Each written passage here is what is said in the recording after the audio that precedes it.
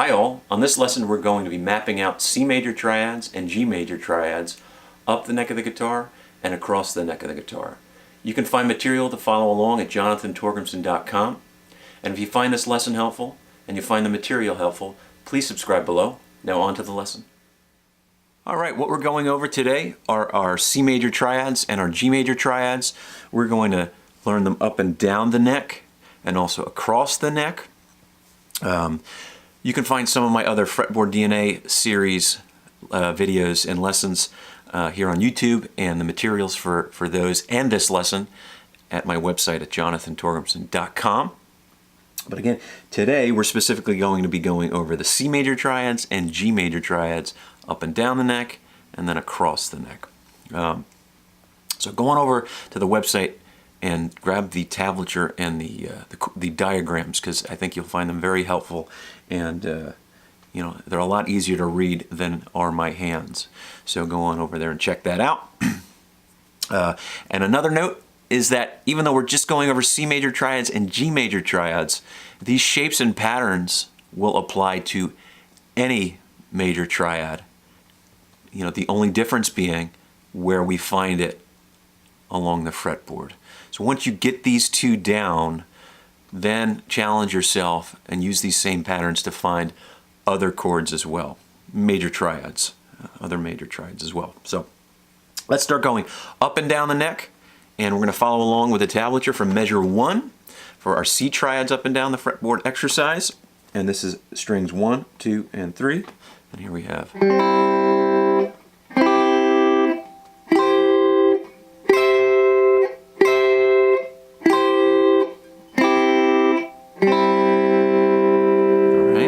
Now, from measure 5, we've got the string set of strings 2, 3, and 4.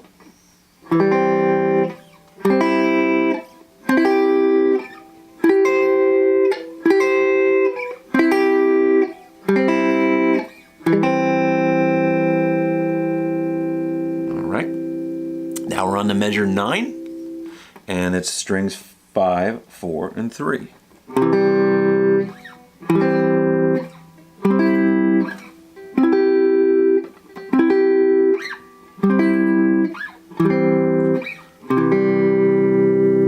We're almost home here, and we've got measure 13, and these are for strings 6, 5, and 4.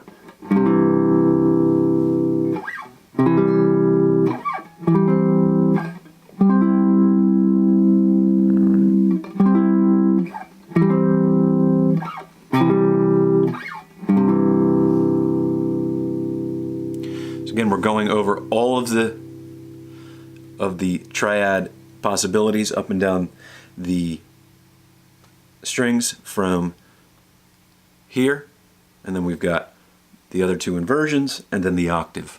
So although we're doing 4 examples, you'll see that the shapes repeat themselves from where we start and where we end up high here. So those were the C triads, and let's move on to our G triads. We're going to organize this in the same fashion. So first one's measures or measure 1 and strings 1, 2, and 3, and this is measure 1.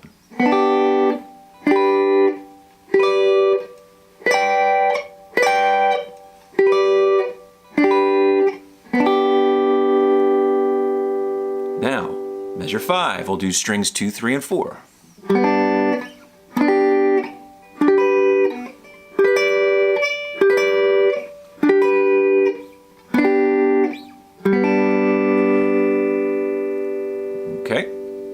Measure 9, we're going to do strings 3, 4, and 5.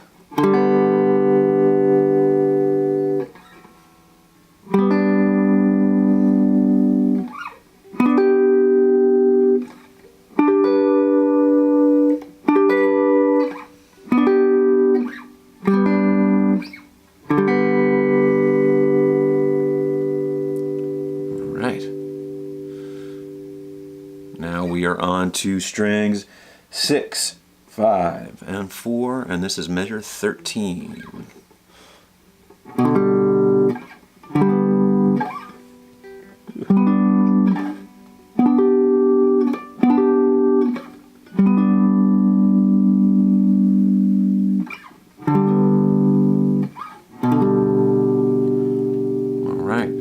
have it. Okay, so that was our triads going up and down the neck. And now we are going to do our triads going across the neck. And we'll do C and G. So we'll start with measure 1 on the tablature. Strings 1, 2, and 3.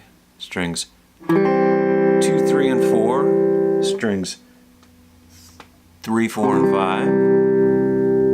5. Now strings 4, 5, and 6. We'll go back through those.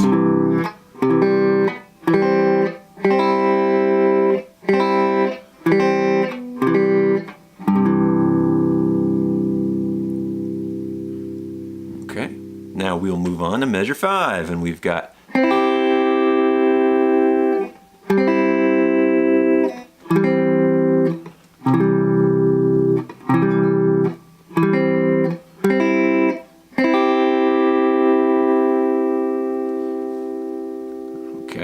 now measure 9, and we have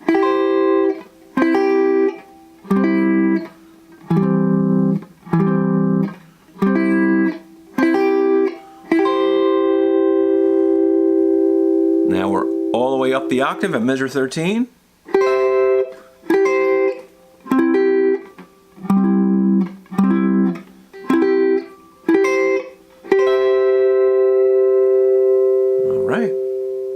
And those are C triads across the neck. Again, go on over to the website and grab the tablature if you want to follow along. And again, reading numbers again is easier than reading my hands. So again, jonathantorgrimson.com. Go over there, check that out. Now, finally, what we're going to do is our G triads across the neck, and we'll start off measure 1.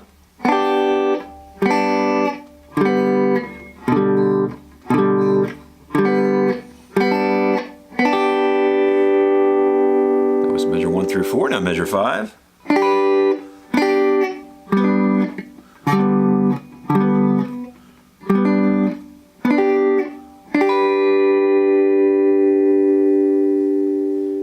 Okay, and measure 9. Go back.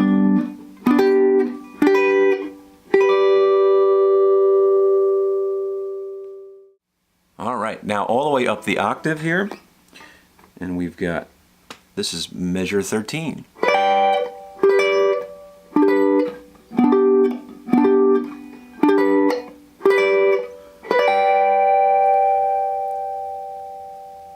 All right, so again, those are just your G and your C triads, but I think just learning those patterns will be very beneficial, as the shapes and the patterns themselves don't change, they just shift when you're moving them to other chord qualities. I think you'll notice the relationship between the C triads and the G triad. You'll say, hey, those are the same shapes, they're just in different spots on the neck. You are correct, and that applies to all the other chords as well. So once you get those down, start to apply them to some other chords, and before you know it, you'll have all of those triads mapped up and down the neck.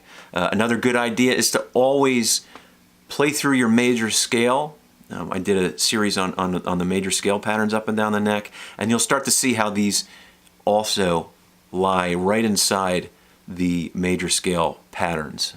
You'll see that, oh, those notes sort of fall right in that web that is the major scale, and the major scale does act, at least for me, like a sort of glue that holds all these common diatonic shapes together. So it is a good idea when you do these exercises that you're familiar with the major scale patterns as well.